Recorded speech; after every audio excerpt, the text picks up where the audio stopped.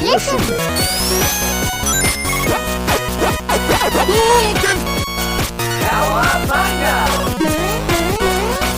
It's good. What do you give to a sick lemon? Sounds like the worst joke. Okay, hit me. A lemonade.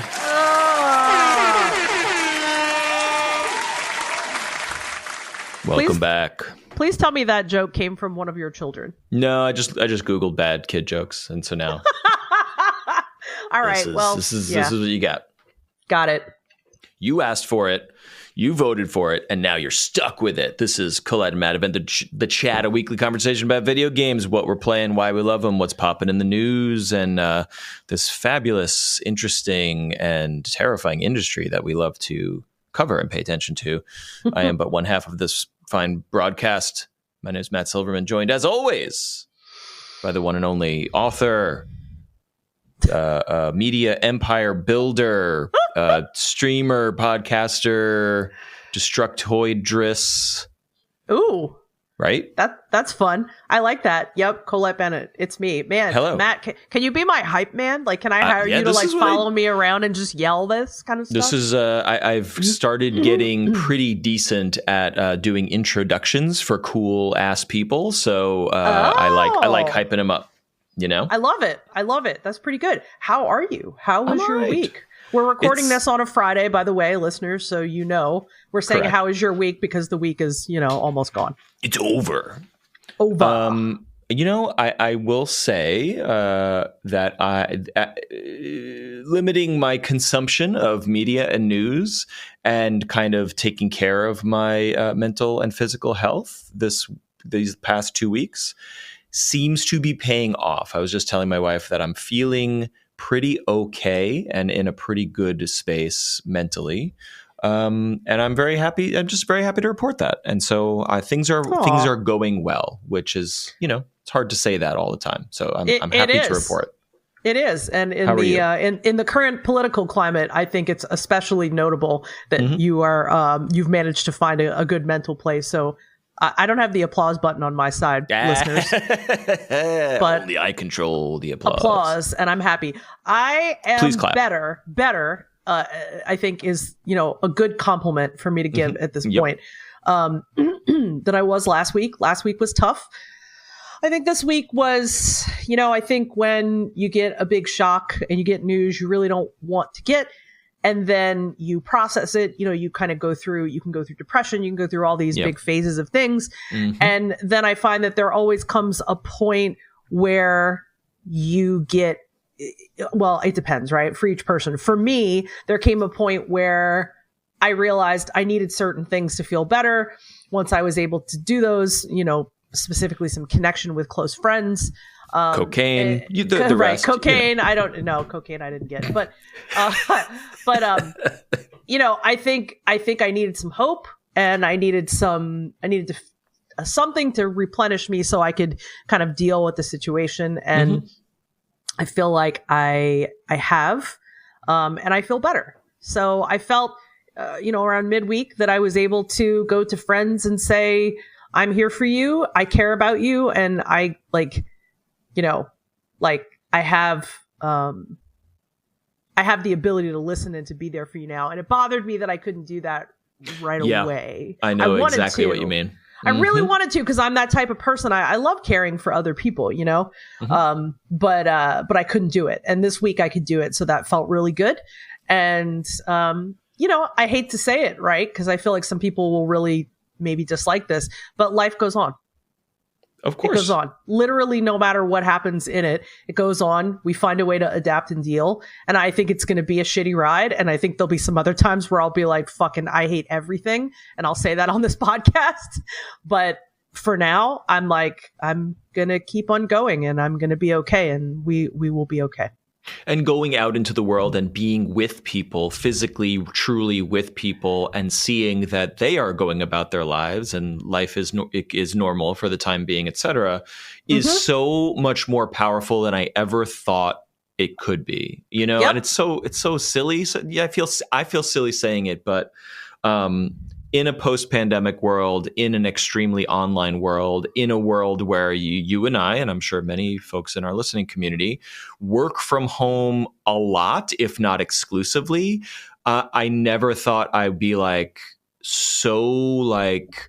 I just need to go and make sure the world is still going and that people are still living lives. Because here in my office, when the sun is going down at 3:15, and all I've read is internet content, it sure doesn't seem like things are good in the world. But actually, everyone's just doing, everyone's out there, they're living life.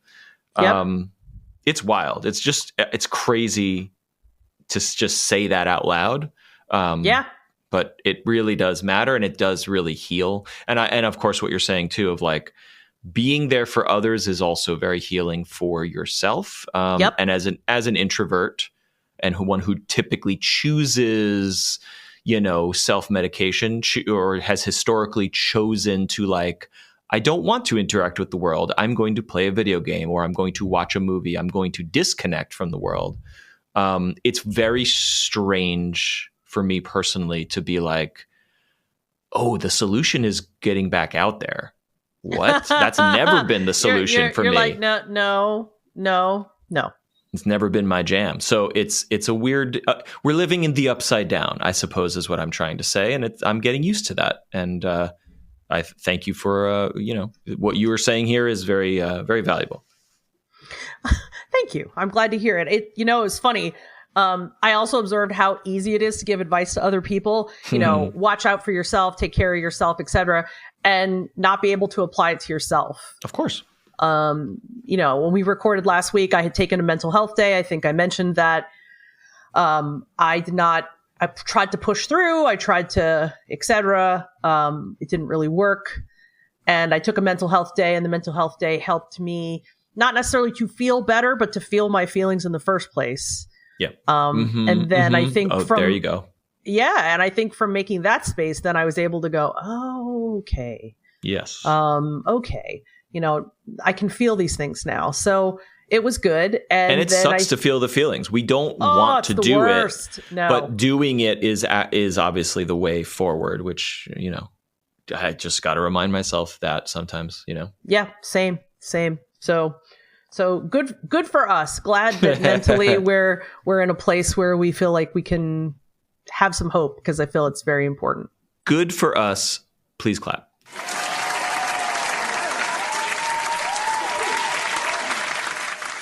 But enough of this. The news waits for no man or woman. Or woman. Woman. Whoa. Remember Joey from Blossom? Yeah. Remember? Yeah. Whoa.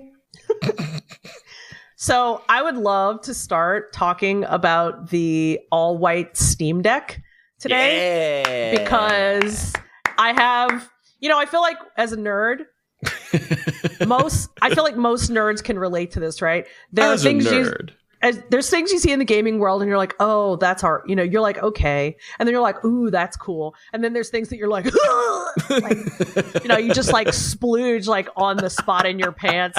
Wow. And that's how I felt about the Steam Deck. Like, she said it, not me. Okay. Don't cancel me. Can't cancel me. That's fine. I don't care. But I am a sucker, just to go back a little bit here, I am a sucker for white versions of consoles. When the PSP, aren't there more? Come on. I know. Well, so one of my favorite handheld specifically, one of my favorite consoles that I used to love that I had in this gorgeous white was the PSP. And that absolutely dates me, but I loved the PSP. I've never seen a white PSP, so I'm going to Google that now. Well, so fun fact that I'll fill in. So the PSP came in certain colors in America, but Japan loved the PSP. So it came in all these colors, like special editions and stuff that was like inscribed on the back. Yeah, this is good looking. So, if you Google like PSP colors, you'll be amazed how many there were. They were beautiful, and there was just one after another that was just so gorgeous. You can get all of the colors as renewed. I don't know what but that means refurbished, whatever. On Amazon for $130, $150, depending on what color you choose, and they're all here. They're all Pink, I loved red, it. black, blue, white, green. I loved this console so much. But anyway, so yes, there was a white one and I did have one. And so I think, yeah, this absolutely hit me in the like, oh, it's white, I love it, like feels. And it's OLED, which I don't have a Steam Deck OLED yet. Right. It is quite pricey. It is almost $700. So I'm like, it's the special edition, and it's or whatever you call it. It's limited edition, and it's OLED, and I should have looked this up. I think it has the highest end storage and storage read speeds. So like, I think most listeners will know, but all the Steam Decks have identical like technical specs, but the premium versions have slightly better like read-write speeds on their their SSD drives, and the drives are bigger. So nice. I think this is the one with all the things in it. Nice. So premium. I mean, I think one thing I thought was really interesting, and when I read the news bit about it, was that one of the big Valve folks said like, they're absolutely using the release of this to decide whether or not they would make the Steam Deck in any other colors. I don't know. I feel like most Steam Deckers will probably be like, absolutely like fine with white or black. I don't know. I could be wrong. Yes, but I think I'd love to know the market for the D brand skins or whatever, which I'm terrified to put on. I would feel like I would mess those up. But when someone puts those decal sticker things onto a boring gray or black console and makes it purple, it looks cool as hell. It looks amazing. Yeah, to me. It looks so amazing. So amazing. So yeah, I want it desperately. I don't really have $700 disposable dollars to spend on it right now. Now that I'm a homeowner and all that stuff, I'm like, would you like to spend that on a second Steam Deck, or would you like to save that for when, whatever inevitably breaks, the Steam Deck would arrive at your doorstep and you'd be like, yes. And then a pipe would burst instantly in your house. Yeah, exactly. Exactly that. And funny enough, a pipe did burst last week. No, what? Yes. Yeah, well, not burst, but it had a leak. No. And so, how bad was this situation? Well, my father-in-law was able to help us fix it, so luckily, not bad at all. But was it in the wall, or was it like accessible? We had to cut a hole in our living room ceiling. Yeah. So you're looking up and you're seeing like man, that's fucking crazy. They just sold it to you. You just signed it over, and that's when you start to see little drips on the ceiling. It was a few weeks, but yes. Right. But I'm saying like, if that pipe had kind of leaked, a month ago or whatever, that would have been taken care of by the previous owner. Well, it would have been their problem. Exactly. But right. I mean, also because this house was built in the 90s and, the people that were in it before did take very good care of it. But I expect things to break sooner rather than later. Yeah, sure. That's just really shitty luck. I'm glad it did not cause a larger issue. So there was like a little bit of like water staining on the ceiling, and then you cut it open and fix it and you're good to go. Exactly. So Great. Yeah, we're in the middle of we had to order a part, but after that we just have to, drywall back over it. But I mean, yes, I think it'll be fine. So our living room's a little messy. We have a tarp laid out, and I learned in the last week that cats love tarps. Okay, cool. So I hear all this like plastic rustling, and I come in here and there's cats chasing each other under the tarp, and I'm like, well, that's fun. I was like, this doesn't seem comfortable, but it sounds like they're just having a fun time. No, they're under it. They're playing. It's like a tunnel for them. They're having fun. It's very cute. But anyway, clearly all of this is getting way off the topic of the Steam Deck, which I would love to buy, but I am kind of excited to see if it does well enough where they would do colors, because if they make a purple Steam Deck, I will sell I would sell a child. So in your household right now with your current gaming setups and systems, like would you sell your basic model in exchange for, now they're not one-to-one, but I'm saying like, would you offset the cost, or would you want to own like multiple Steam Decks in this scenario? If money was no object, let's just say. I mean, to be honest, for me, the best function of the Steam Deck is the ability to travel with it, right? Mm-hmm. And you know, like I'm not in a part of my life now where I'm traveling a lot. I was earlier in the year, but now I'm not. So I don't know. Like I'd love to upgrade to the OLED screen just because I think it would be really, really great for me. Mm-hmm. Another part of me is kind of like, wait till they develop a Steam Deck 2 and put it out. That's kind of where I would net out, especially with whatever Switch 2 is going to be on the horizon, etc. And like, I know it's not soon. You know what I mean? Like I totally get that it's not soon, but, you know, it's just something that I think about and I'm like, well, like at this point we have, you know, several, I don't know, 3 computers in the house, right? The Steam Deck. Like, I mean, I think we have a lot. So I don't know that I don't know that we would really need to, no, but I think I would consider replacing the old version with a new version. Replacing it with a pretty upgrade that's a little more sexy and looks good. Yeah, it's funny because this is reminding me of our ongoing conversations about like gaming lifestyle of like, hey, this is my main Steam Deck is my main console and I travel around and it's portable, but it's a PC, but it's Linux, and that's like one scenario. And I think what happens in our house a lot is that we want to be together. Like my wife and I, we want to be in the same room. We don't want to be separate, playing on separate like TVs in different levels of the house. Yep. And we want to be with the kids, and sometimes we're playing with the kids. So it's like, but we're not all doing the same thing. So it's about who's using the TV, who's on an iPad, and who is playing on a handheld something. And in that scenario, it's nice to be all cozied around the fire. And, you know, my wife and our daughters are playing Stardew Valley together, which I'll talk about in a little bit. Yay. And then it's like, you know, and then I can be on the sidelines being like, oh, right, you got to, you know, don't forget to feed the cows. And then I'm, you know, flying through space on my Steam Deck, you know, separately doing my own thing. Right. And because otherwise I'd be in the basement alone listening to a podcast, which is also nice. But like, I don't know, we are just you know, with regard to mental health, like being alone. I'm alone in my office for 8 hours a day. So at the end of the day, I don't want to be down in the basement by myself. No, I want to be with everyone.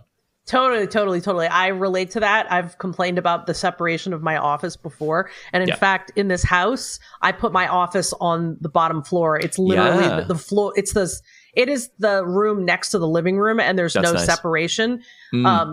I mean, there's like a little, I don't know what you would even call it. There's a small kind of divide between the rooms, but it's mostly open. And I'm so glad because I feel so much less disconnected. Like I was in a bedroom in the back of the house before and I didn't like that.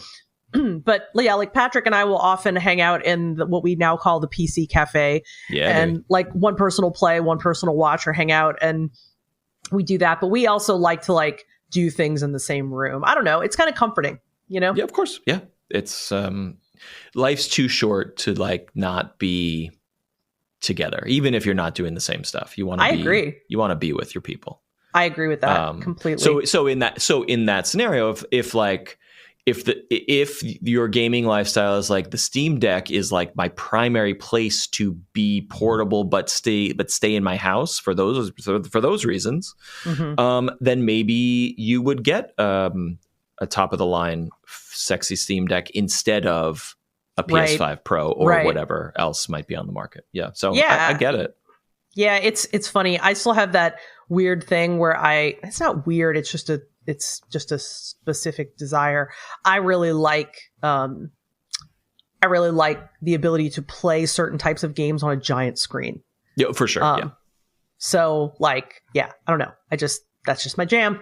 Yep. Anyway, onward. What else we got here?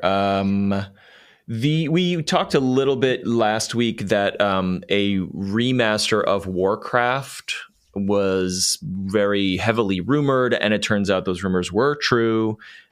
Blizzard released the trailer, and it is available now. It is the Warcraft. What is it? Warcraft Remastered Battle Chest, which is cute because this is. The battle chest is how they grouped the games together in ye olden days. So you would buy Warcraft 1 and 2 together, or you'd buy 2 and all the expansions together in a like $40, $50, big PC box that was like a battle chest. And so it's a nice throwback. And, you know, I have mixed feelings about this because it's nice that they're doing it. I think fans will seem pleased that it's happening, and it's got a coat of paint on it, so the graphics look a bit up-resed and whatever, but it still looks like a game from the 90s. It's just a little bit more polished, a little more shiny.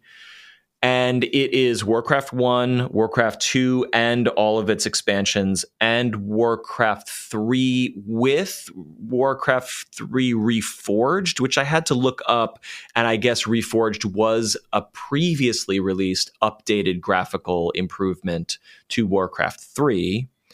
So it's all it's literally all the Warcrafts, and it was like available now, and I'm like, okay. So my two thoughts are, one, I don't know that this game like fits into my life anymore. Like I don't know. It doesn't have enough nostalgia to like be like, yeah, let's get the buddies together and do Warcraft. Like I'm not going to purchase it or play it. And number two, I was like, okay, whoa, it's available now. Like, oh, let's check it out. And it's like, and it's not on Steam. It is only on, as far as I know, Battle.net only for this moment. And I was like, you know what? We thought that the Microsoft, Blizzard, Activision consolidation would lead to all the Blizzard stuff ending up in all the places that you want to play it, and it didn't. And I mean, it's some of it is starting to. Diablo 4 is on Steam, etc. Right. But like, you're trying to like say, hey, everyone, buy this remaster from your childhood, and because you know what. If there was a live service game that a company was like, here's our game, but we need to make our money back and we don't want to pay the Piper platform holder 30%. So guess what? Fortnite's only on the Epic Store, or Minecraft is only in the Microsoft Store. Like that's one dimension of that. But this is fucking a remaster of a game from 1995. That does not have additional monetization. So it's like, I'm like, maybe I'll buy it. Maybe I won't. I don't know. Maybe you could convince me to do a nostalgia hit if it was on Steam and I had a little Steam credit laying around. But now it's like, oh, well, I guess I won't be buying this now. Best of luck with that. It's like, it's so weird. It's weird. It's stupid. It's really stupid. And like to be honest, just talking about the battle chest makes me think about, the Diablo battle chests and buying Did they do battle chests for Diablo games? Oh, absolutely. Cool. And okay. I forgot that. I used to joke back in the day about how many times I'd bought a Diablo game. I think I bought Diablo 2 like 5 or 6 times. Yeah. I don't know why I did, or what the different platforms were, but I know I did. But then it made me think about how, the Diablo 2 remaster came out. Right. And I was like, oh, I loved this game so dearly. And that came out on everything. That's on Steam. It was on Switch, right? Was it? I'm trying to think. I hope so. Yeah, it did come out on everything. It did, actually. Right? You're right. What the hell with this then? It did. But I thought, oh my God, I'm going to be so excited to play Diablo 2 again. You know what? I hate fucking saying it. It felt old. Totally. It just 100%. And I was like, you know what? This was there at the time for me that I enjoyed it. It felt right, etc. And it's okay to be like, I have fond memories of it. But, I have fond memories of PS1 games, and I don't want my eyes to bleed. I'm not going back to that. This is Warcraft is exactly that. Yep. It is, you watch the video, you hear some of the sounds, and you're like, oh yeah, I remember that. And that's it. Dude, you don't need to go back to this one, in my opinion. Yeah, no, I get it. And hey, maybe some people will be like, hell yeah, and maybe they'll get back into it and it'll be their jam. And I hope that those people get to enjoy it and get to, do the thing. I want that. But for me, I think I'm starting to get to a point where I'm recognizing that I can have like this big nostalgia hit and then actually get to it and realize that it's okay for me to have played it once and have fond feelings about it, but that doesn't really mean that I need to play it again. Yeah. It's interesting how it's not like we're older. And so the things that impressed us or engaged us at one time will not do that. But also our vernacular and vocabulary and our craving for complexity and depth has, I don't know. Spoiled is the wrong word, but like we have, as a culture, with this, you could apply this to anything. People used to be people who saw movies for the first time thought the train was coming out of the screen, and they like ran out of the theater because they were so blown away by that idea. And it's of course laughable to us today, where we have VR and it just makes me wonder about like, the human capacity to take everything for granted. Like we could upload our fucking brains to the singularity and fly in through space and, become anyone and like within 10 minutes, we're going to be like, this is boring. What else you got? You know what I mean? And that's very sad to me. It is, but I mean, it's also like, I think the speed of life, yes. Right? It's like we are going to naturally adjust to whatever the speed of life is. And unless you are a person who's like, I am going to intentionally not have a phone and practice a slow life, which, to be honest, I think that's extremely challenging to do in the current day and age. Yeah.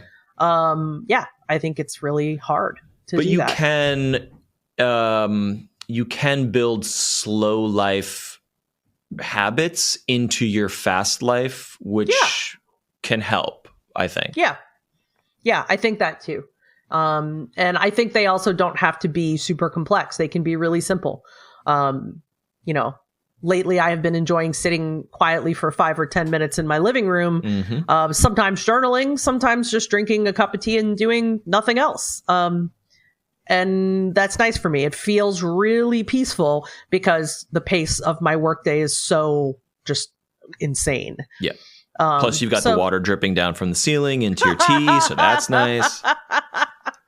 Well, it's not dripping from the ceiling anymore because remember, my father-in-law came over and immediately helped that part get fixed. I'm just so glad that you addressed that and got it taken care of, because like was it last Christmas, 2 Christmases ago? We went down to the basement and we hadn't been there in a while. We hadn't been down there. We hadn't spent time down there.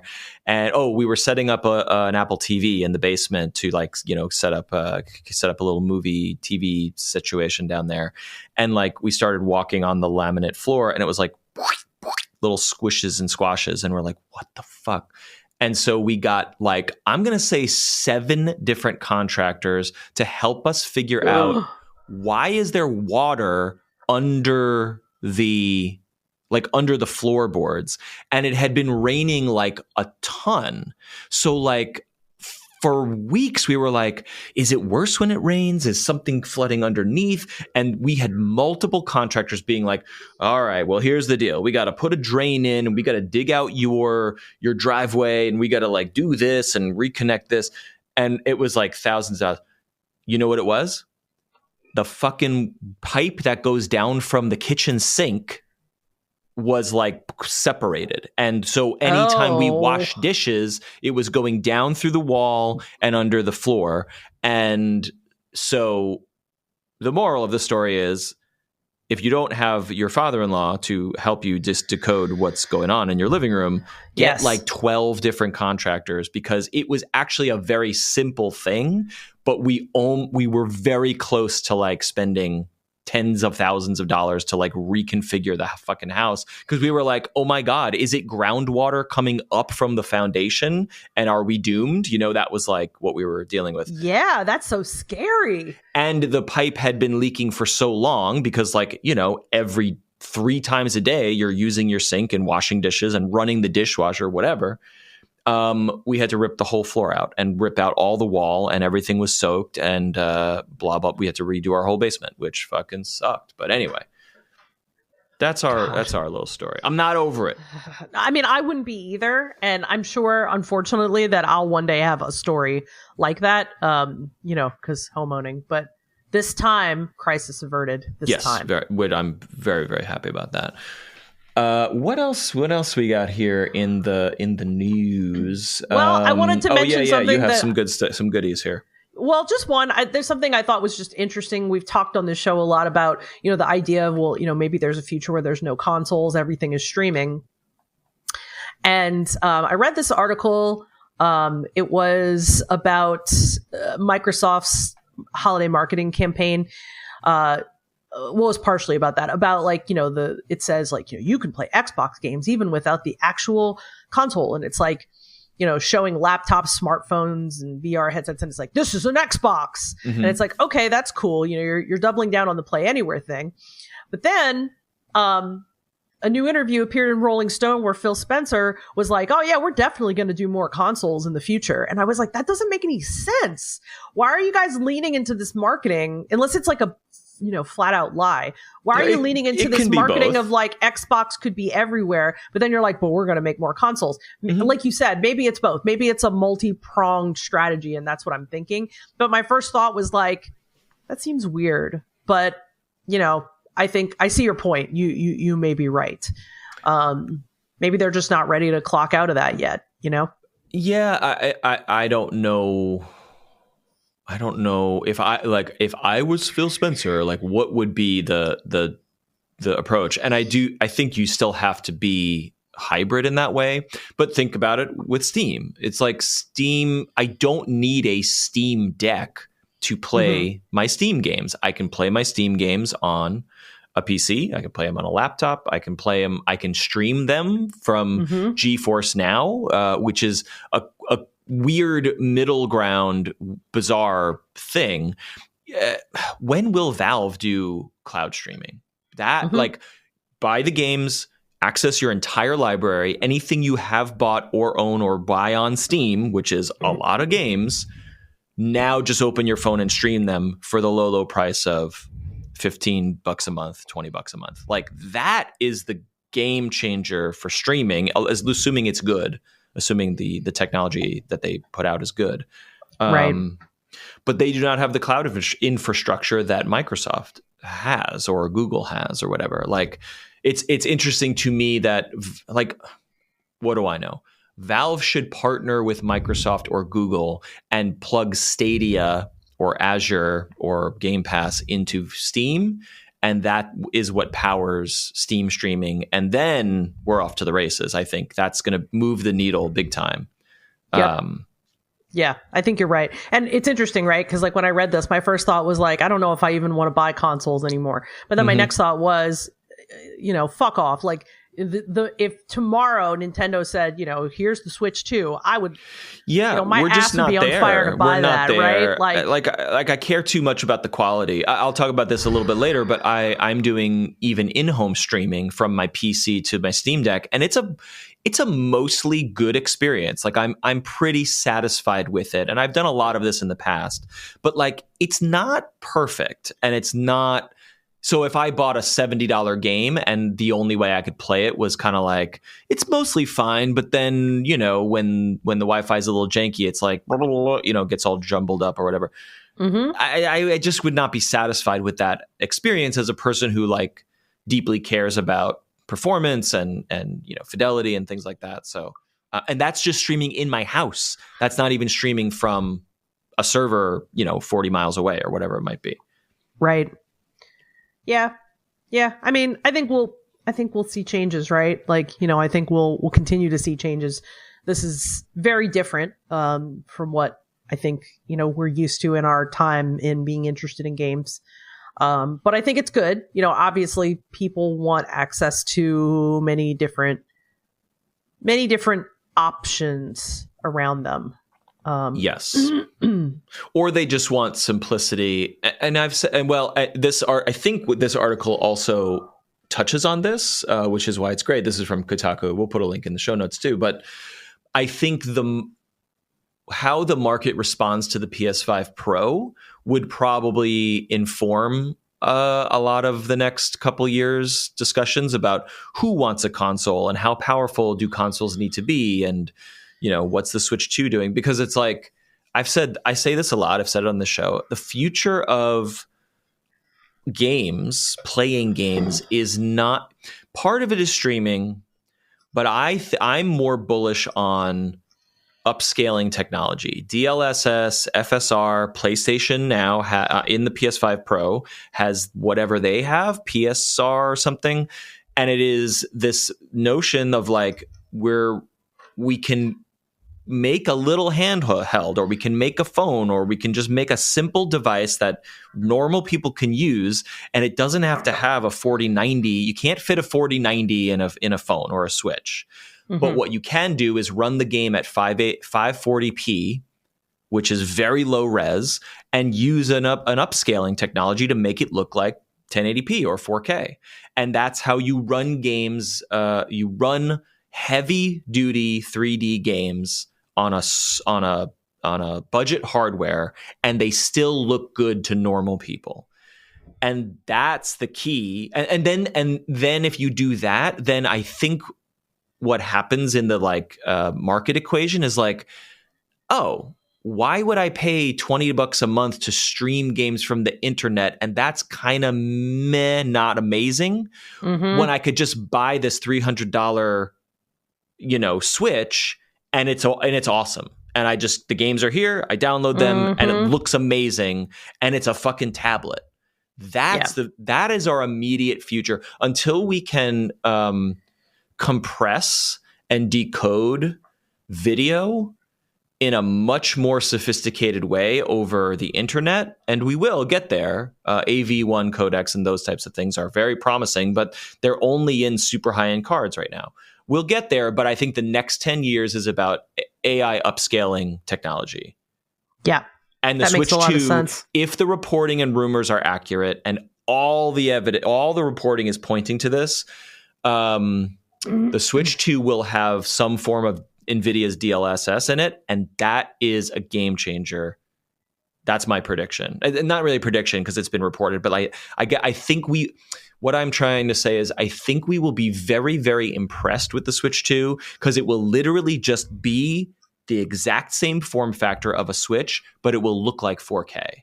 And that's amazing. Yeah. In 2025. Yeah. It absolutely is. And I want to see that for sure. I want to, come on, man. Show it to us. Yep.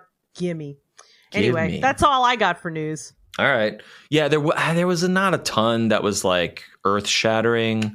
I think Bethesda workers went on strike, which was very notable, but I don't know. We're not labor experts. So, and those stories come out every single week. So worth noting, but I don't know how much there is that we can add to that conversation. But why don't we take a little break, and then we'll catch up on what we've been playing. What do you say?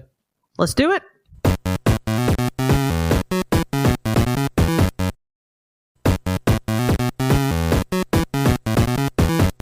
We are back, and it is, of course, time to discuss the most important topic ever. Video games!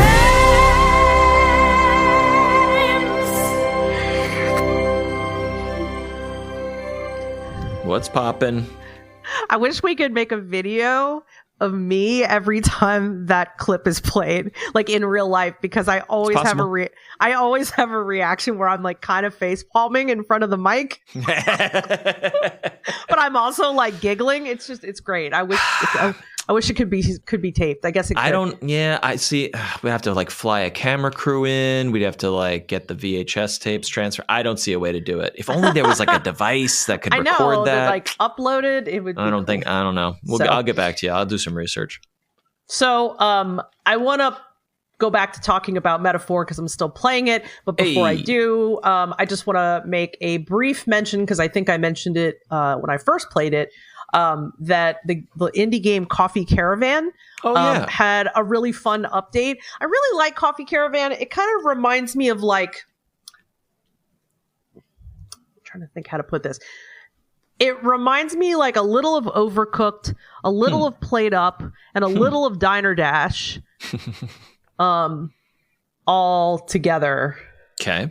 But is it frenetic and hectic the way those games are? Or it's more chill, right? It's actually not. And I think, it's not. That I guess I need another game mashed in there to kind of explain that. Now, it might get frenetic. I don't know. Okay. But they did an update called the Ice Cream Update, and they added ice cream, which I thought was real fun. But they also talked about about some of the tweaks they made overall, because they made like customization options, shortcuts, UI changes. And I felt like it was much harder when I played it the first time. Like so the way it works is that when you play, you have a little map, and it's kind of like, there's multiple games like this, or like you see a map and you see there's different choices as to what directions you can go in. And some might be another level, some might be a hard level.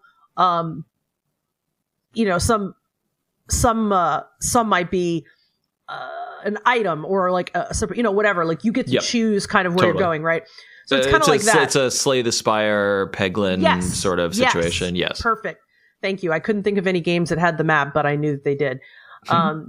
So Coffee Caravans goes that, you go up, and then at the top you have an extreme day, and the extreme day is very crowded and busy, but if you can survive it, you get an updated caravan that's bigger, and then you get to do more stuff, right? And you get to build your bigger, coffee caravan or whatnot, and build more tables and all that stuff. So I could never get past that first one, and I felt very frustrated because I was like, I always am like, I suck at this. And then I played the ice cream update, and I tried it again. And I was like, oh, they did some balancing, because I was able to like get to that point no problem.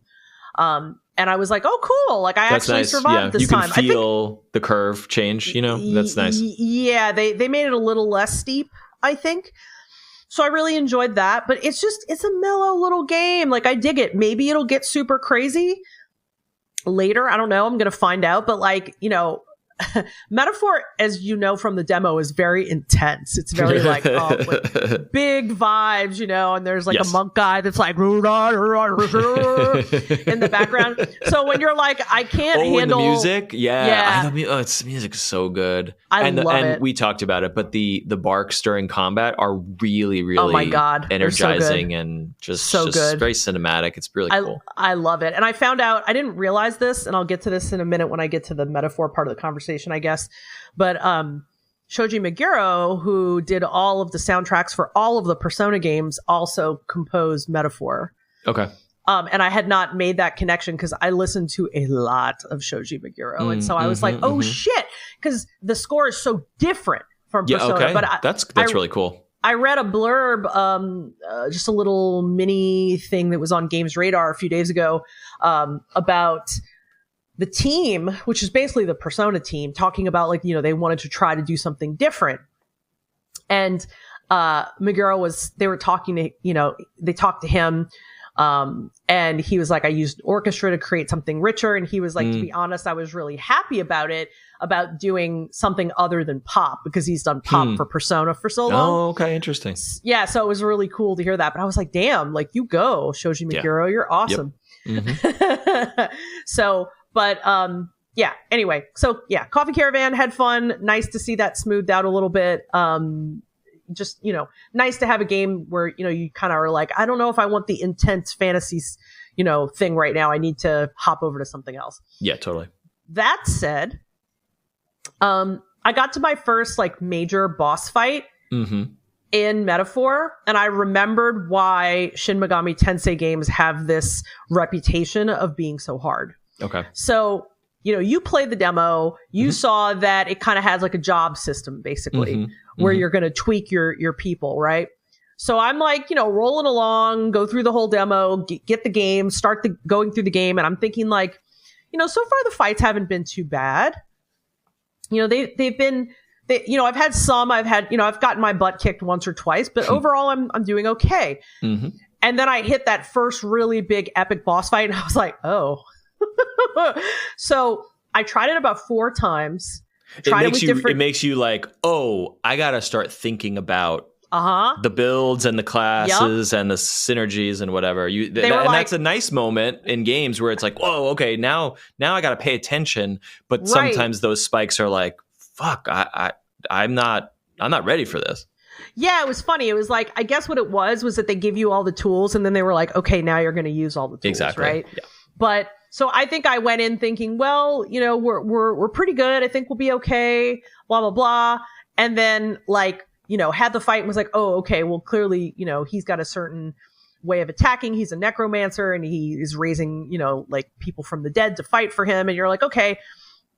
I figure out how to do that and tried that, but that team didn't work. And I was like, man, this is really specific. So I showed Patrick, and Patrick was like, oh yeah. He's like, you want me to try it? I was like, yeah, sure. And I tend to like not think very highly of my game skills. So I was like, you're going to just, beat it right away. And he didn't. He actually played it. I think he played 4 rounds with that boss and also didn't beat it. Yikes. All right. And I was like, man, I was like Atlas difficulty, like this is a bitch. But then so I you're was like you're second guessing yourself of like, am I missing something? B, did I build my team wrong and now I'm stuck? Question mark. No, C, you're not. Because okay. if you think about the job system with Final Fantasy, so yeah. basically it's not that you're stuck, it's that you have all these combos, right? You have all these possibilities. So, without spoiling, I'll say, I'm fighting a necromancer. And so I'm thinking, for dead things, what am I going to need, right? I'm going to need light. So I'm like, all right, I'm going to go and I'm going to give, make sure my healer is here and he's going to cast light, and then the others are going to do damage, and then it's going to be fine. And it's like, no, that didn't work. So after this night where he tried 4 times, I was like, I'm tired. I'm going to bed. And I think this is the part of the story I wanted to tell because I just thought it was cute. I wake up the next morning and he's like, guess what? I beat the necromancer. I'm like, what? He's like, well, after you went to bed, I went back up there and I figured it out. And he's like, you're not going to believe, and then I was like, what happened in the story? He's like, oh, I just stopped because I didn't want any story to pass by without you seeing it. I'm like, okay. And so he's like, you should try. And I'm like, okay. So he ended up beating him with 3 of the same job type, which I thought was hilarious. Oh, interesting. And then there's a thing you can do where, and I think it's very smart of them, where anybody has a job and the job has the set descriptions, right? It's exactly what you think, a healer, a mage, etc. But you can, for a price, teach them any spell from someone else's set. Which I started to see in the demo, and I didn't fully understand it till you explained it. I was like, wait, am I converting to a different class, or am I bringing skills in from other classes? Yeah, it's cool. Takes a little bit of understanding, I think, and I think going through this fight and like seeing how Patrick did it really helped. But what he did was so smart. Okay, so he took the one job type that was resistant to physical attacks because the stuff that the boss was raising was super physical stuff, right? All physical attacks. So he put 3 super resistant to physical attack job types in front of the boss. Then he gave them all Hama, which is the light spell. Yep. And then all they had to do, it was a slow grind, which that's very common with like Persona and Shin Megami Tensei. But it was pretty much just you do the same thing over and over until the boss dies. Right. And I was like, okay, I've done that before, but I had to chuckle because I was just like, I'm sure everyone beat this a different way. Yeah. But it kind of felt like we tried all these ways and they didn't work. But it was like a puzzle. It wasn't like, I got frustrated because, quite honestly, my frustration comes really easily, and I think it's ADHD related. But you did it 4 times, and he did it at least 2 to 3. No, he did it 4. I did it 3. So, by the time... That's a lot. It's a lot of runs. It's a lot of runs. And I was thinking, there's a lot of games that people love this kind of groove where you have to try over and over to figure it out, but I usually didn't. I usually didn't want to play the Elden Rings, the Dark Souls to figure it out because it wasn't rewarding to me. But I thought it was actually fascinating. And then very, very Persona team of them. Right after that fight, you have another boss fight, like immediately. And you're like, fuck, because luckily you get to heal, but like you don't get to buy any more supplies. So it's like, damn.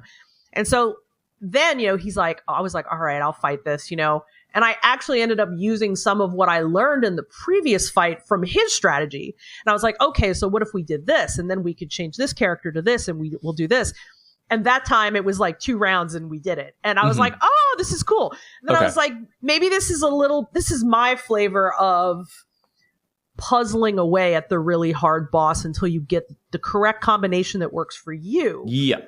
I don't think there's only one solution. I do think there's probably multiple solutions, but that's just the one that we found. That's the mark of a good game. Well, let me ask you this. Did you feel like you were making progress on those 7 different tries, or was it like, nope, that didn't work, back to square one? Did you feel, because like I think there's a big difference between, oh, I learned a little bit and now I'm going to try this new combination versus like, oh, brick wall, brick wall, brick wall. No, it's definitely not brick wall. And in fact, you putting it like that makes me realize it's a little like Hades, where you fail, but you learn each time. Yep. It was a little like that. It was like, okay, so you really can't do without, light in this fight, for instance. But like the guys that are hitting you are so strong with physical attacks that, and they go in a circle. So it's like, okay, you can't get around them. So how do you protect from that? And so figuring out this kind of puzzling, I guess, okay, well, what if we do this? What if we do this? What if we do this?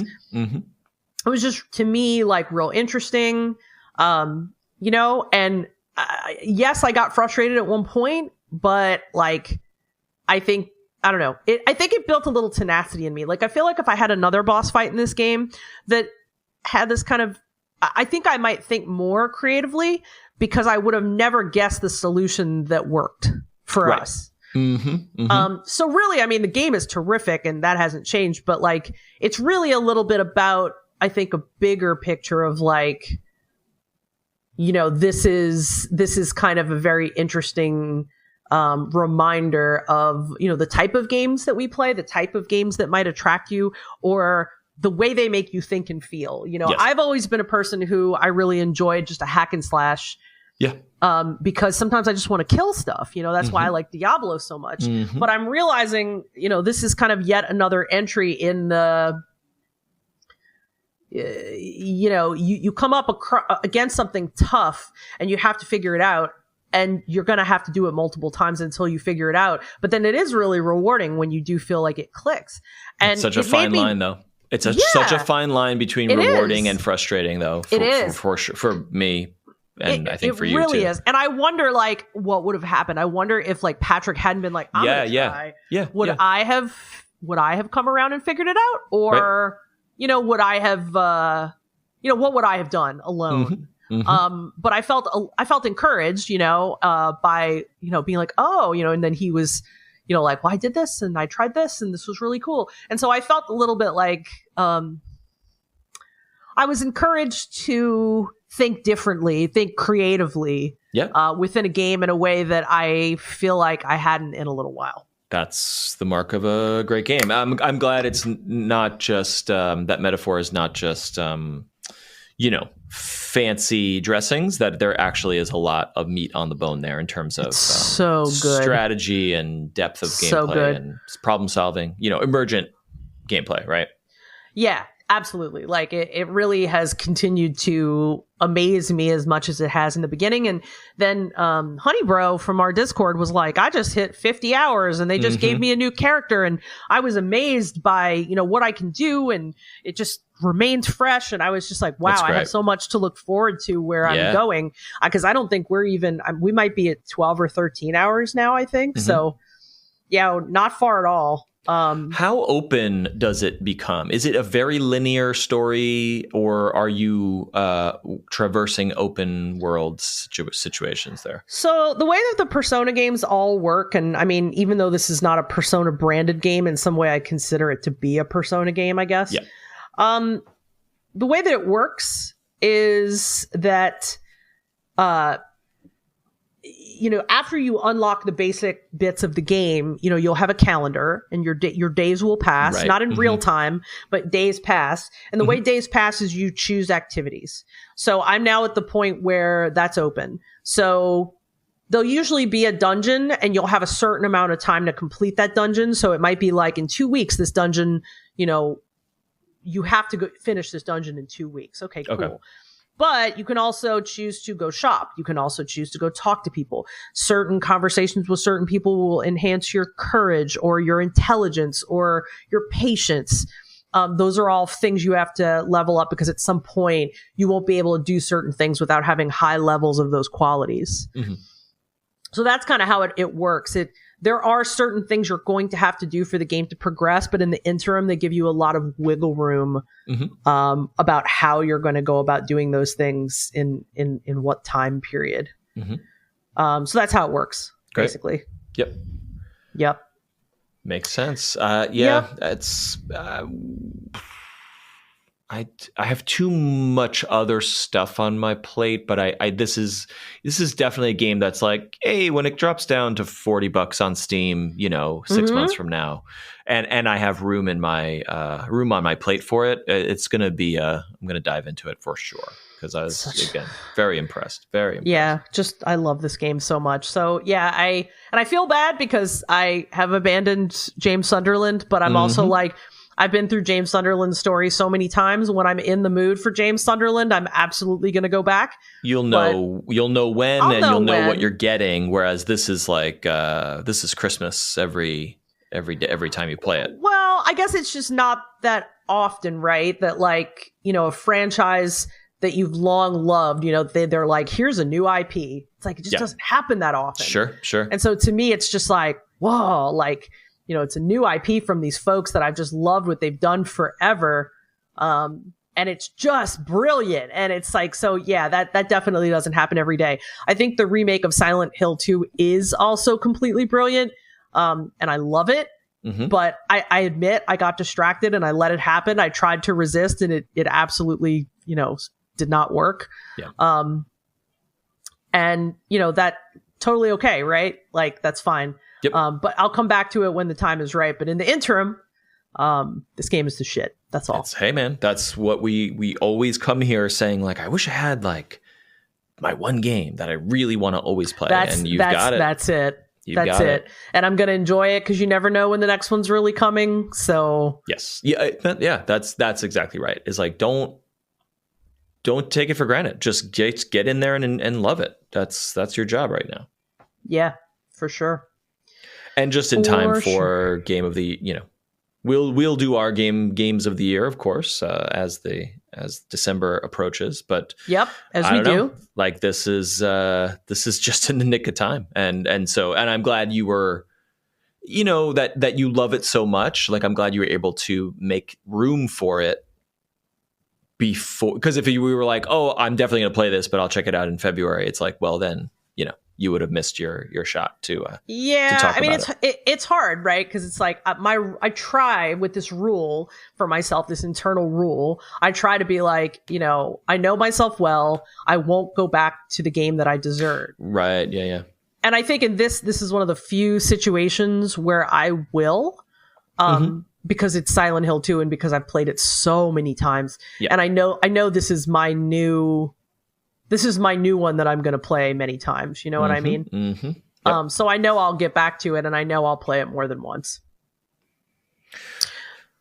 Phenomenal. Anything else peeking up for you? I think not. That's it. All right. What was I going to talk about? Oh, so on my end, still, of course, playing Baldur's Gate 3 and slowing down a bit because there is a battle. There is a big fight at the end of Act 2 where I am, and as talking about doing the same thing over and over again. I'm really having a similar experience to what you are experiencing with Metaphor of like, I know I'm at the right place. I know I'm at the right level, and I should be able to get past this fight. But it's so tactical and so complicated. And even when you think you're winning, you forget, oh, shit, this other thing's happening. So you get overwhelmed. And I don't mean mentally overwhelmed. I mean like, oh, shit. The tide is turning. I had this in the bag, and now the tide is turning because of these particular enemies, etc. So I am really working hard to not get discouraged because I cannot not finish this game. I must continue. So I am doing exactly what you and Patrick did. I'm reading a little bit about the battle. I'm getting a few tips from the internet, and also, looking at the party and being like, all right, like I have a bunch of elixirs and potions and certain spells that I never use. Like, what if we do this? And what if we empower this character to? And suddenly it's like, whoa, okay, I have a lot more at my disposal than these same three spells and axes that I've had for the whole game, you know. So this is, it's funny that you're talking about this exact scenario. It's like, this is the game saying, hey, wake up. There's a way to solve this. You just have to figure it out. And I got close last night, 2 nights ago, but I'm not taking care of certain spellcasters in the enemy group effectively and efficiently enough. And it's so it's great, and I'm going to continue, but I have not been playing like for extended periods. I've been like, all right, let's try the fight again, and then oops, ass kicked, and then it's discouraging. I'm like, I switch over to something else rather than try again. It takes me a day to like rethink about it, right? So that's that. The other news to report is that I did convince my wife to start Stardew Valley, which she did last week or so. Yes. And this is as the correct reaction. She, as predicted, once she got over the hump of like getting in the groove and starting to understand, you know, the systems and the tools and whatever, she not only got hooked, but she is like fully obsessed in the Animal Crossing way and the Vampire Survivors way that she has been previously. Then what is really special is that like our daughter, who has played the game extensively with me and has gotten very, very, very obsessed with the game previously, she's noticed, she's watching my wife play, and she's like, oh, you should do this, and then kind of just like, why don't you just start a multiplayer game? So now they are fully playing split screen together. Any chance they get. I think they're actually playing right now as we speak. Oh, I love that. That's so awesome. Yeah, I remember you were like, they just need something to get obsessed with. And I was like, Yes. Yes, well, you see. And, you know, and I said this to her the other day, yesterday, or maybe earlier today. I was like, I'm watching them play, and I'm seeing things in the game that I've never seen before. And I'm like, whoa, that must be a thing from the update. And our daughter Amelia is like, no, I saw that last time. This is in the book. We have the guide, the book for the official book from 1.5. She's like, no, it's right here. This is the thing from, you could always get that animal. I'm like, what? And so the point being, I'm like, I've played Stardew Valley 3 times, PC, once on my own on Switch, and then played with Amelia co-op. And they are just now discovering things that I've never, ever seen before in this game. Plus, definitely new things that are in 1.6. And I'm like, this is amazing. This is amazing. Yep.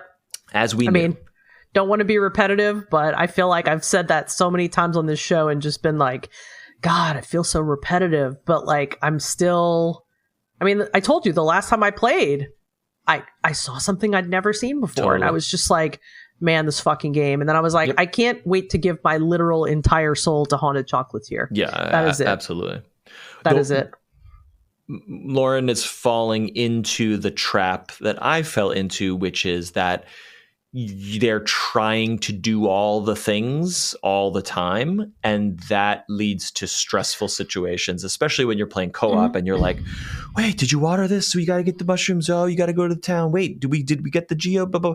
And then our daughter's like decorating her room while like everyone's freaking out. Like, and so it's like, you gotta just like remember, which the game does not communicate.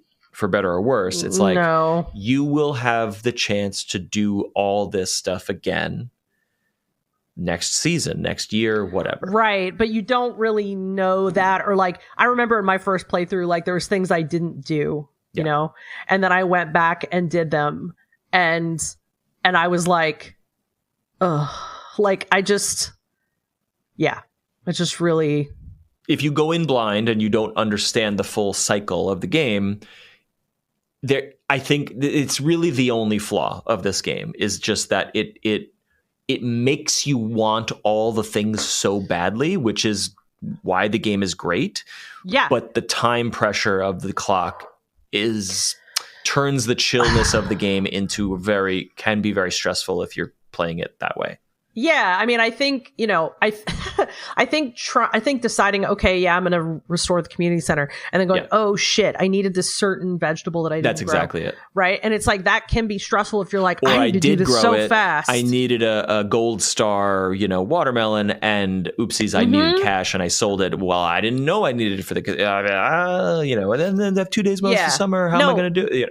You're right. I agree with that. And I guess I will say that the playthroughs after that, where I knew, okay, you can hustle to get all that if you want to, but you also don't have to hustle for it. You can just do it the following season, and there's no real rush. Like, I have come to the conclusion that it is perfectly fine for me to play Stardew the way I play Stardew, which is that when I start a Stardew game, like almost without fail, every single time, my favorite thing to do is go straight to the mines and fucking ignore everybody in town. Like, wow. I'm like, look, I don't care. I'll work on that later. We're not going anywhere. But I just have this craving to get my ass in the mines. Like, I just like it. Interesting. Funny. And so I ignore them. The only person, actually, I take it back. The only person that I bother working on, because he's on my way there, is Linus. Plus, I hate the fact that everyone treats Linus like shit. So that's the other thing. And I still want to know, who is it that throws rocks at Linus's tent? Because it's someone that lives in Stardew Valley. I think it's Shane. Fuck Shane. Yeah. I wish Shane the worst. It's okay, that's it. Him. Who else would it be? Like, I'm like, there's really not that many shitheads in the town, Like, Shane's kind of up there, You're like, hey, man, how you doing? And he's like, why are you talking to me? Like, okay, go die of alcoholism, buddy. Yeah, seeing the townsfolk again is reminding me how complex the characters are. It's just, it's great. They truly are. Anywho, it's an interesting experience watching on the sidelines rather than playing it, which is that's new for me. And watching how other people play it. I don't know if you get that, but like, for me, I love a game that I've spent an enormous amount of time in. I love watching other people play tough, that game. Though. It's the curse of knowledge, because you see a person who has zero context and you see them doing something and you're just like, why would you use that? Why would you put that there? But you have to let them do what they're going to do. Yeah, you're totally right. You're totally right. Yeah.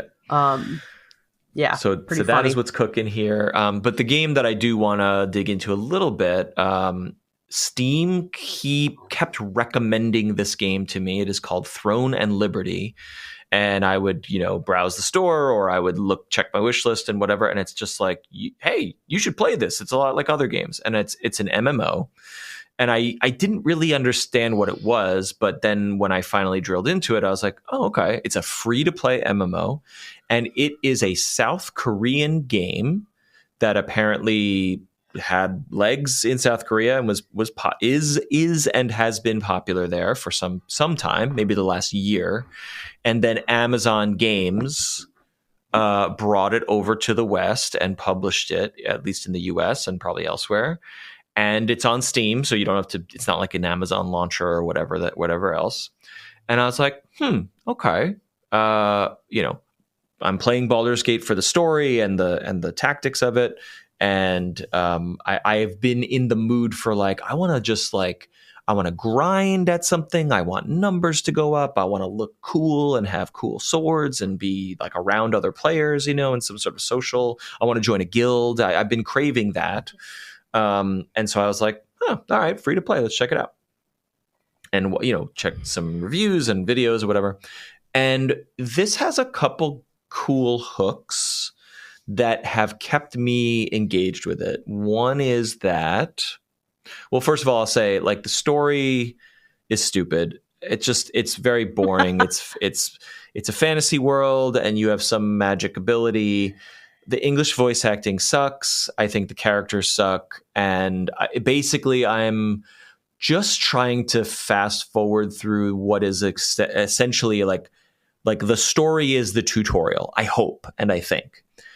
And so you're meeting characters and you're doing stuff because it's teaching you to like, oh, go to the blacksmith. Oh, you should do this quest. Oh, you can take up, conscription quests and get this currency and that currency. And but it's instead of just markers on a menu telling you to go places, it's like, hello there, I'm this stupid character, and I think you should do this. And it's like, skip. Okay, do the quest, go to the quest marker, whatever. So I'm personally blasting through all of that because I'm tried to care, and I've resolved to just say, I do You're not like, fucking I'm not care. going to care. I just don't think I'm going to care about this. You know how games... and Zelda does this a lot, but Zelda actually has great characters and story. But it's like, it's text, and then they'll highlight the relevant like nouns and places in the text in like a different color, so that if you do not give a shit to read what the character's saying, you can just be like, castle, potions, got it, okay, quest marker, go. You could just skip ahead, and so it does that very much. So I'm just tabbing through that in order to get into the meat and potatoes of what the game is, which is hopefully joining a social group and leveling up and claiming territory and selling things on the market and getting currencies and doing raids and joining quests and with other players. Like, that's what I want to start doing, and I'm not there yet. So what I'm going to share is like, I'm looking forward to continuing to play this game, but the reason I want to play it, I have not arrived there yet, so I can't I can't fully tell you like, yes, it's great, and I'm going to put 100 hours into it. I just don't know yet. But the hook is that it's a huge world. It's very beautiful. It's like running on Unreal Engine. It's PC. It's also on PS5 and Xbox. It does not run well on the Steam Deck, really at all. But what I'm doing is I'm streaming it from my PC to the Steam Deck, and that is a really nice experience so far. I haven't tried that. I need to try that. It's super casual experience, so that it's kind of, what I'm hoping to get out of this game is like, hey, I've got these quests and these goals. I just want to kill enemies and level up, and I want to put on a podcast or watch the family play Stardew and grind out levels in this MMO. That is what I want from Throne and Liberty, and I'm almost there. I'll let you know if I get there. Here's the hook. Huge world. It's really beautiful. It really runs really beautifully on PC. And the character creator looks really cool. You're seeing a lot of other players that look really cool. And it's a third person action game, but the system, the skills are on cooldown. So it's like, it looks like Monster Hunter or Warframe, or I'm trying to think of other like third-person action games where you're seeing your character fight, but the skills are on these Diablo-style cooldowns where you're basically saying like, skill A, and it does it. You target an enemy and it does it automatically. And then while skill A is going, you're going and B and C, and let me do this and let me do that. And so you're not playing like it's not an arcade action where you don't feel like you are swinging the sword or casting the spells, but you are moving around in an action combat environment, and you are triggering your skills on cooldown. So what starts to happen as you build up skills, there's lots of different weapons, and you can equip 2 weapons at the same time. So the weapons give your character the skills. So what I'm doing is a staff as like a spellcaster plus dual daggers. So it's kind of like I've got my staff skills on this menu, and I've got my dual daggers on this menu. And when I approach an enemy, I'm like, target that guy, and then I go skill, dodge, block, skill. Okay, wait, this skill's not ready, and skill. Yeah, and you're doing these like rapid combos of whatever you want. So for me, it's like fire spell, ice spell, lightning blast. Just throw some ice on the ground and dodge backwards. Then when I get close to the enemy, I'm doing these dagger spins of like, so it's kind of like a melee plus spell casting build, but if you want a different build, you can do bow, sword and shield, great sword, crossbow, whatever, all different weapons. And then you can, of course, in classic MMO style, it's like you are leveling up the weapons, you are leveling up the skills, you're leveling up your character's core stats. So I think I've never played WoW, and I've never played Final Fantasy 14. I know people listening to this will be like, you should just play Final Fantasy 14. And they're right. I probably should. But I think the combat system is probably closer to those MMO combat systems than the action games that I'm more accustomed to playing. So it's new territory for me in terms of like mechanics. Here's where the game has some cool, interesting things. You can shapeshift into different animals at will. And so instead of sprinting, like if you're like, oh, I want to get across town or I want to get to that mountain, instead of just running as a human character, when you click the left stick to run, you instantly transform into like a panther or a lion. And so you're just like, and you're like running, and you're running away from enemies, or you're running towards a goal. If you climb up on a high area, like a tower or a wall or something, and you double jump off that area, you transform into an eagle or some other bird, and you can then fly Breath of the Wild style with like you are an eagle, so you're flying, quote unquote, but as if you were Link with a paraglider. You can say, oh, I got to get down there and it's very far away. Let me climb up to a high place, jump off, and glide down using a stamina system where it's like I can only glide for so long until my stamina runs out, etc. And I'm sure you can level that up. Mm-hmm. And if you jump into water, you instantly turn into an otter or some other aquatic creature. So you can acquire different transformations. And I think the different animals will have different abilities or skills. I'm not quite there yet. Okay. And that's really cool because it's a really beautiful next-gen Unreal Engine style 3D world, but you can traverse it in a Breath of the Wild style thing. You get a grappling hook as well, so there are certain points in the world where you will quickly see that you can grapple them.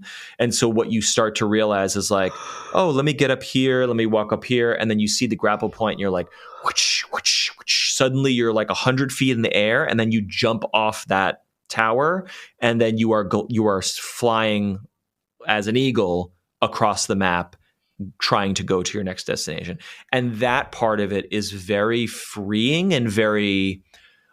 what I'm hoping is once I get done with these stupid fetch quests that are teaching me where to go and how to use the systems and blah, blah, blah, what I'm hoping is like, oh, what do you want to do? Do you want to go explore this place? Do you want to level up here? And you can just fly or run or grind or go and do whatever. And then the last part of it that I have not touched yet, but I'm really eager, is like there seems to be this whole guild system where you join a guild and the guilds can claim territory on the map.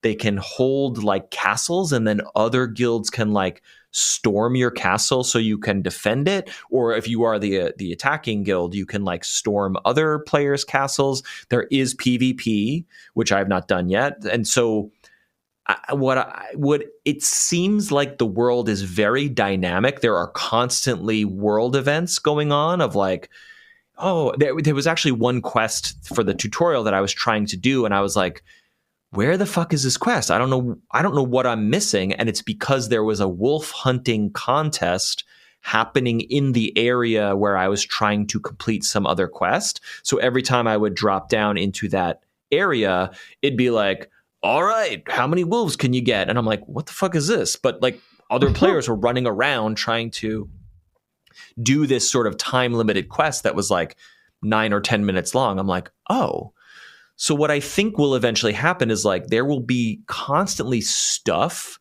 going on in the world, and depending on what your personal goals are or what your guild is working on or what you're leveling up, you can just explore and do and find and enter different scenarios, go on raids, team up, fight other players. And so I'm really excited to see what that all is. But I'm busy just talking to like, you know, anime ladies who do like, what about this? You should have saved me, hero. And I'm just like, please mute. Just please let me do the thing that's enjoyable and not the thing that is boring.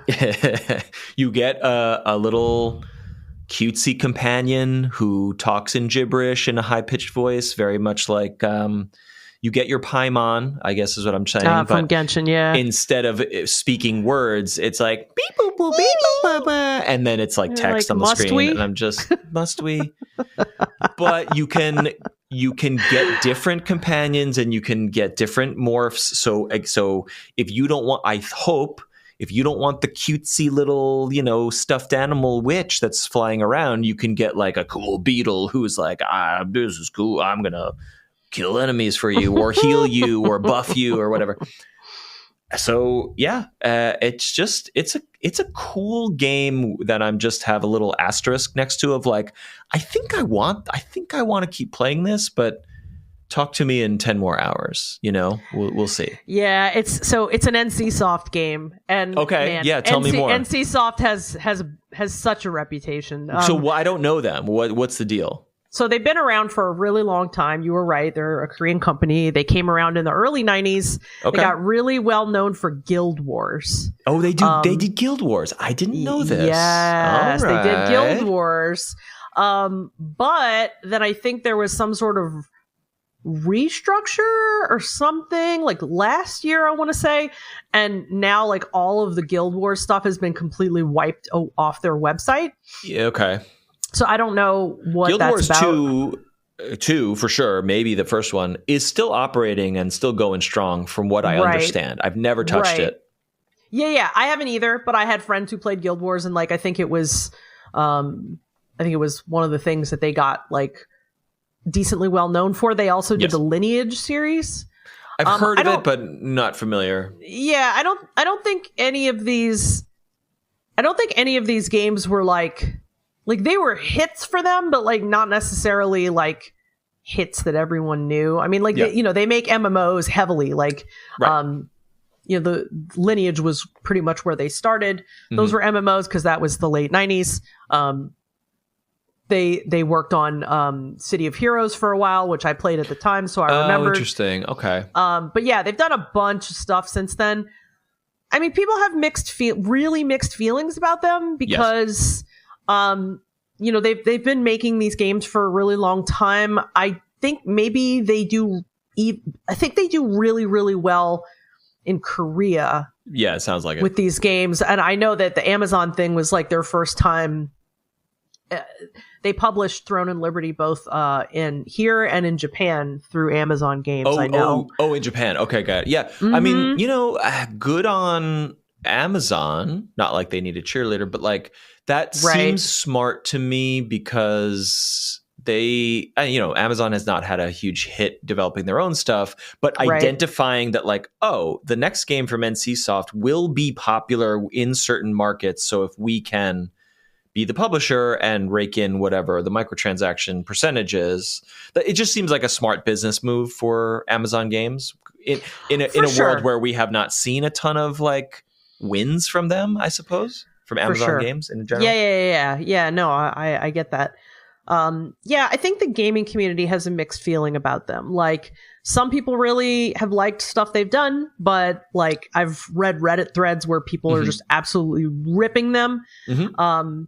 I think one part of it might have been that a couple years ago, the Public Investments Fund of Saudi Arabia bought a stake in their company. Oh, okay, right. And that made it weird. And then I remember that they also signed a partnership with Sony, which is not weird, but I don't know. Like I think some people just have had some issues with certain things they do. They're not known for good storytelling, for sure. I think the story is, even minute one, is like super cliche and super lame.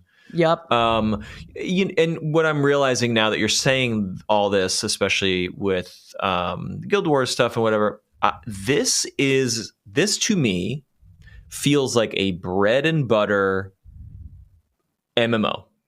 And I have never played one of these games. I've played EVE Online. I've played a lot of live service games that have MMO elements, but I've never played like a traditional, quote unquote, World of Warcraft, Guild Wars, EverQuest. I've never participated in those ecosystems. So what I'm seeing is like, oh, it is super handholdy. It is super fetch quest. It is super cliche. But I do not know what's on the other side of that. But I am hoping it is a dynamic, thriving world where there is interesting things to do. Right. Yeah. And I mean, there might be. That's the thing. It's like, a lot of people will be weird about like, oh, the story's not good. I don't want to play. But I think there are games where the story can be mediocre and the gameplay can be very good. Yeah. So you might enjoy it. So it's like, I think we'll know after you spent some more time, like, oh yeah, that's really, the bad story didn't matter to me. I liked the rest. No, I don't want a story from an MMO. I want to just be a guy. I don't want to be the guy hero doing a thing. And you know what? I think the Hoyos games are excellent, but why I feel why I fall off of them is because I'm unable to create my own characters. I have to play the story and characters of these. So I like the idea of, and that's not one-to-one because they're not MMOs, but like I kind of wish that Genshin Impact was an open world MMO game where I create my own cool kick-ass anime character. I get that. And I'm wandering around doing my quests and other cool kick-ass anime characters are there and they are all other players. I don't care about the specific story of this one thing. And that's, that's what drew me to EVE Online in addition to spaceships and such, which is just kind of like, well, you can do, here's this button and here's your starter ship. Good luck to you. And you just make your way. And it's super overwhelming and it's not for everyone, but it's very compelling to know that like, oh, everything I'm seeing, all these ships, all these stations, these are all players. There's nothing scripted. There's nothing pre-made. This is all here. Yep. And that's super appealing. So I guess I want to see if this game is that on the other side, and it might be. Yeah, it's possible. Yep. I mean, it certainly seems like it's been entertaining so far, and that's worth something in my opinion. It feels good to play. So far, like it feels mechanically nice to level things up. I'm playing with a controller, and it's a good experience, but there are some aspects that are kind of like, you probably should have. There's a little bit more menu UI design. For example, if I go into the chat window with a controller, I'm unable to type because it does not automatically trigger the Steam the Steam keyboard. So I guess if I join a guild, I'm going to have to bring a wireless keyboard into the living room, which is annoying. Although if I stream it to the Steam Deck, there's an easier way to pull up that keyboard. So that might end up being useful. So anyway, certain parts are janky, but then when you're moving around in the world with the graphics settings cranked up to epic, it's like really cool. There's fishing, there's cooking, there's a really deep skill system, as I said. Anyway, I'll report back. Fun stuff. Report back, please. I surely will.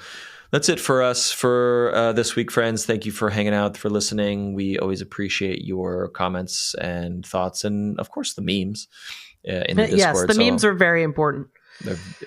Some would say the most important. Sometimes to my sanity, quite seriously. Thank you, the meme memes lords. Coming. We will talk at you in 1 week's time. Let us know what you're playing, and before we get out of here, what final thoughts? Well, it's the weekend. It's the freaking weekend. What are you doing? Are you going right back to Metaphor after this? Honestly, I probably will. I'm tired. Today was a really intense, 10 meeting day. Oof. And I just feel sizzled. So, I don't know. I don't know if I want to play Metaphor right now or I want to play something more mindless, but I definitely am feeling it's also cold here now too. Not freezing cold, but getting chilly. Yep. So I'm I just want to spend the night in and, maybe order something or whatever. That's my idea of the cozy Friday night right now. I have a lot of weekend plans outside the house. So I was for tonight, I think staying in is the way. Get that new fireplace fired up. I think we're going to try to do the same here. And until next week, friends, thanks for listening. Please be kind. Rewind your podcasts after you listen, and we'll talk at you next week. Bye.